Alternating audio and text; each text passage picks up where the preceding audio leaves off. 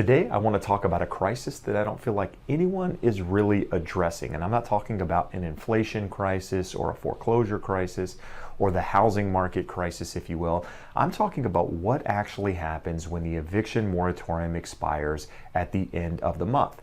Currently, there are nearly 14% of Americans, that's 10 million people, that are currently behind on their monthly rent payments. That's a large number of renters out there. So what happens at the end of the month when that eviction moratorium expires and these people start getting kicked out of their properties? Now, here in the state of California, the eviction moratorium has actually been extended through the end of September.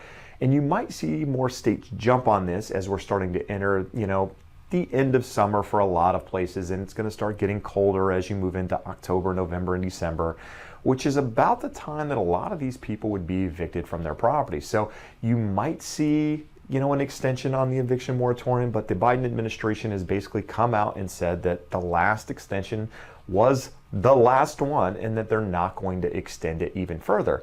Now, I'll be honest, I don't have a solution for this, but it's something that I want to talk about because I feel like this is going to impact the economy in some way. Right now, well, there's been a lot of stimulus pumped out there.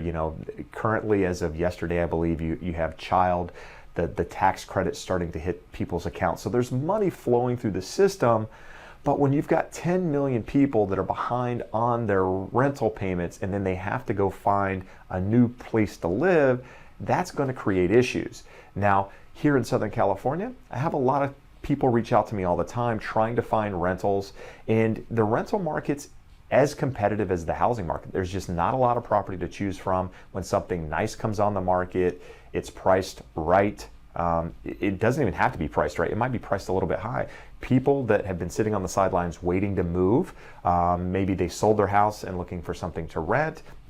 Maybe they've been in a rental trying to find something bigger, with an office because now they can work from home. Whatever the reason is, those properties get swiped up quickly and they're gone. And then there's no more rental properties on the market. Now you might say, well, as soon as the eviction process goes through, you're going to have this flood of property come to the market. There's going to be a flood of rentals coming to the market.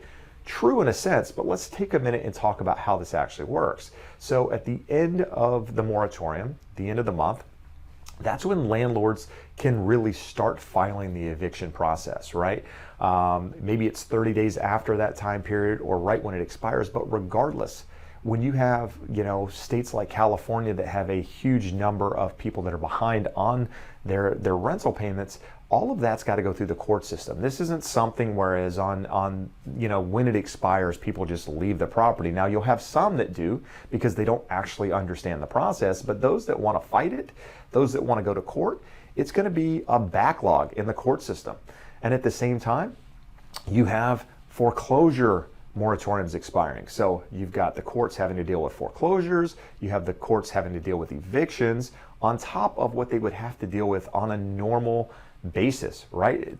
All of this flood, which means that longer time frames in actually going through this, it's going to be pushed out, months to make their way through the backlog of evictions and foreclosures. But at some point, when that does happen, these people are going to have to go find property.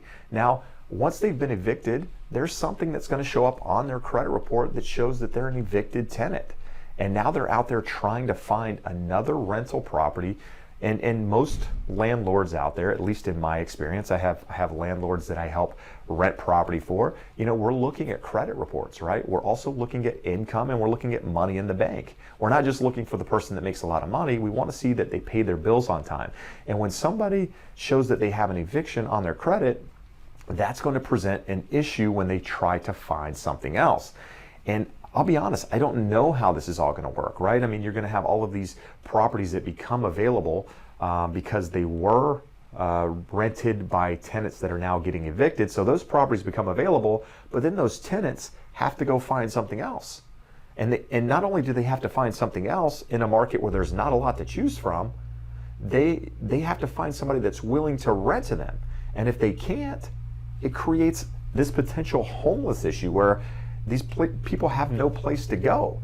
And what does that look like with regards to the economy? I mean, how does all of that people that can't find a property now play into what's going on. I mean, here in Southern California, in Los Angeles, there used to be just one main area, Skid Row, that was full of homeless. Now you drive through the city, the entire city is full of homeless people.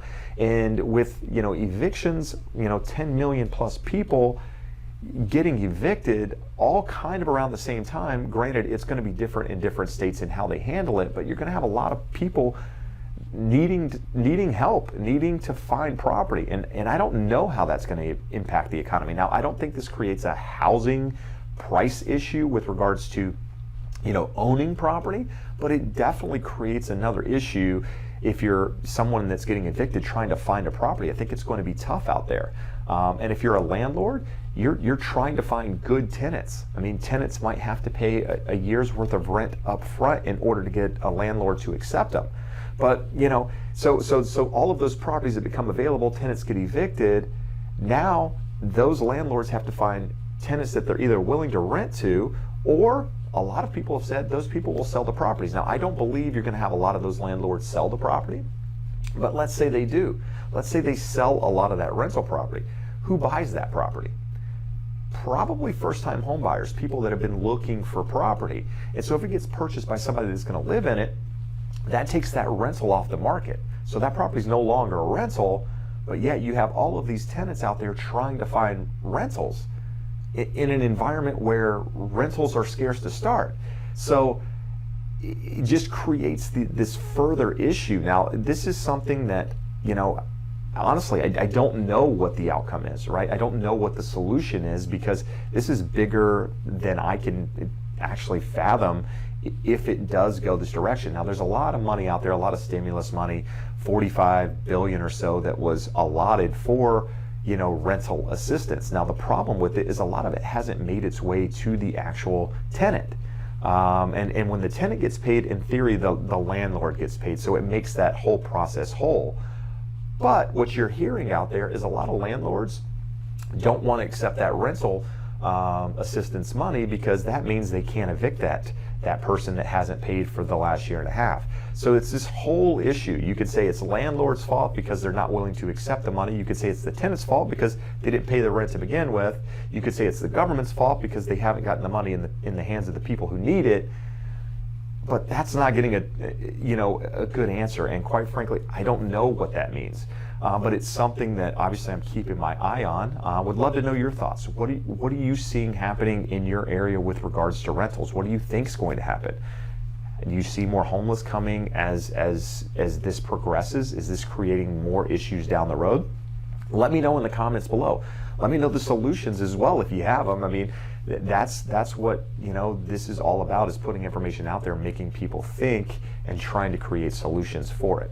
But I'll continue to update you as I get more information on this. There's a really good chance that moratoriums might get extended as people really start to think about the impact that this has. But regardless, at some point something has to be done. Just what? And I realize this video was a lot of me just talking and throwing thoughts out there, but I wanted to put it out there in front of a lot of people who can, that put their minds together and hopefully come up with a solution. So if you know somebody that can benefit from this, do me a favor, share it with them. If you like the content, hit that thumbs up button, help more people see it. But for now, I appreciate you taking the time to watch. I appreciate the support. Hope to see you again soon. Have a great day. Bye-bye.